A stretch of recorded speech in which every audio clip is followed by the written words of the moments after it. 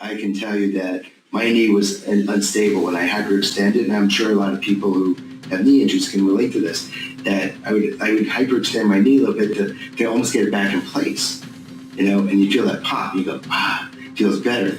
And if I correlate it on the x-rays, it shows that my fibula was mildly displaced because of all that, because of all the laxity of my ligaments and my joints and that amount of fluid in there. So after that procedure, after I had the medication, it's normalized. It's back in place. My knee is back in alignment, and so is my fibula, the small little bone next to the knee. That's back in alignment. I mean, it just amazes me. And, as doctors, we don't get amazed a lot. I mean, we see these things. I am amazed. I am really, as a doctor, I am amazed. And even on my MRI, prior to the study, it showed that my posterior cruciate was buckling because of all that what I just described. And that's now stabilized, which explains why my knee doesn't pop.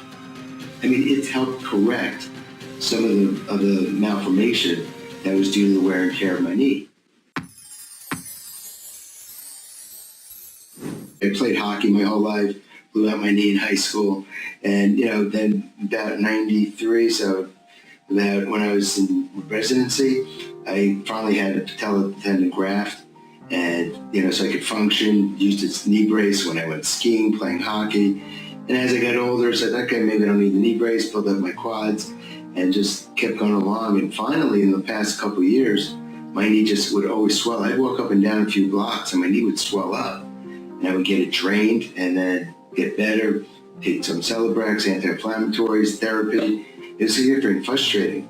And in fact, in the last 2 years, I kept getting my knee drained because we were trying to prevent surgery. And the last time, it was 28 cc's of fluid. That's a lot. Yeah, and that was every few months. I was doing it. I did it 3 times, and even after that, my knee would still hurt. And I would just try to ride my bicycle for my exercise, low impact, get outdoors, and it would still at the end I'd have to ice it, and the next take my anti-inflammatories, and just maybe feel tight the next day. Try to go to chiropractor or therapy, use my tendon, and I'm like, me as a doctor, and I know the risks of surgeries, right? We all know the benefits and risks. And, the next option was partial knee replacement. And I was like, I was going to bite the bullet. I was like, I'm still young, I'm active, I'm healthy, And I said, and then, I'd done stem cells in the past. I don't know if you knew that. I'd done stem cells and PRP before COVID for the same purpose.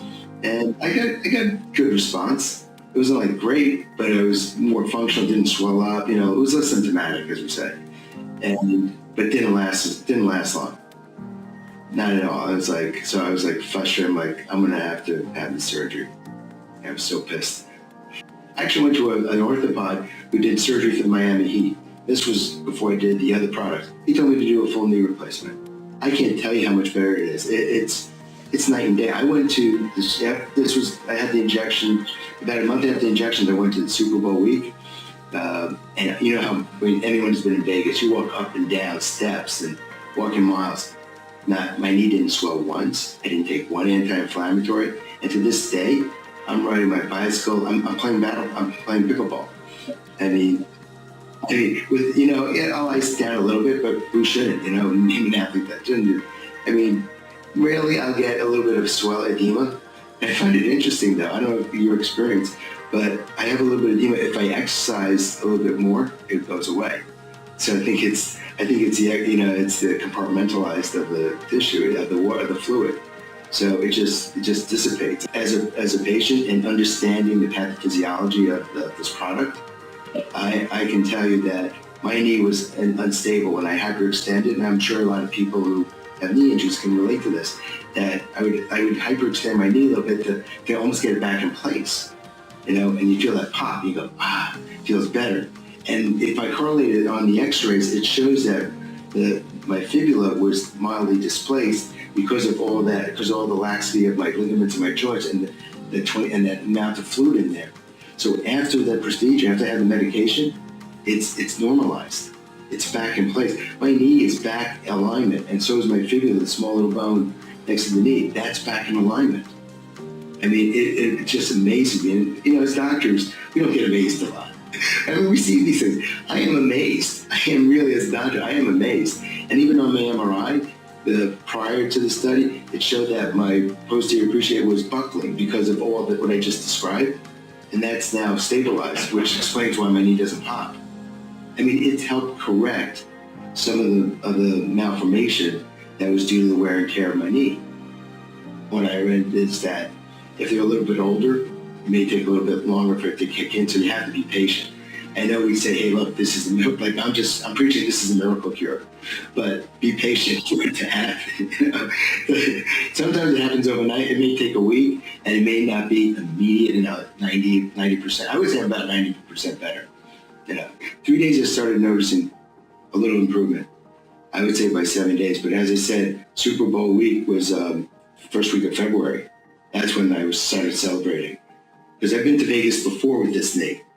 And I was like taking a break, stop, take the anti-inflammatory before I go. My girlfriend at the time would massage my knee, and I was a restless sleeper. I couldn't sleep when my knee swells up like that. And I can relate because I'm a sleep specialist. I asked my patients, I could not sleep well when my knee was inflamed like that. It's just not comfortable. The edema, you can't find a place. I was sleeping well. I still sleep well. My knee does not bother me. It does not, which now gives me a little bit more energy to go on with my life. And I'm now more motivated to do my exercises, stretch, right? How many times do we say that? But I do that, I can do it because I see the results. It allows me to be healthy again, to go on and do what I want to be with my life. Because as we all know, it's functionality. My knee is never going to be normal, but it's better. And, there's still going to be deterioration, but it's like I push the clock back, It's like I'm not doing surgery. And if I do healthy activities and do it smartly, I can now avoid it potentially, or, need a second shot. But isn't that worth money? Isn't that worth quality of life? I mean, we help, and it's nice to be able to understand this new, technology with this medication, the peptides, and how it does help. And I do, it is, it's not free, insurance doesn't cover it. But, I told someone, I go, so if you were to have, for example, for me, if I were to have my knee surgery, right, I have to pay for the doctor, the anesthesiologist, the surgery center, the labs, and it still comes out, that still comes out to about $5,000-$6,000. Your deductible, it still comes out to that. Now, don't forget the rehab, I have to pay for that. Then I lost work time. You think about all that. People say, oh my God, it's expensive. I go, but if you think of the alternative, forget your quality of life, just financially, it makes more sense. Besides your quality of life, and what it really is changing. It's phenomenal. I mean, as a doctor, reading what it does and that it changes. It actually changes. We're not band-aiding it. We're not treating the symptom. We're actually changing the pathophysiology. We're making a difference. This medicine actually changes your dynamics. If you're diabetic, you got neuropathy, you risk for heart attack. You're reversing that process. It may not be permanent, but instead of being advanced, you're now in the mild phase. You know what that means? It's actually changing it. Don't look at it as a one-time deal, financial cost. This is a lifetime treatment. It's like, yeah, you have to pay, you have to pay one time. But if you exponentially bring it out over a couple of years, it's not that expensive. And the quality of life, and your better medical health, better social health, better mental health. I mean, people forget that you're right, they put themselves last. They realize they have to put themselves first. It's not being selfish.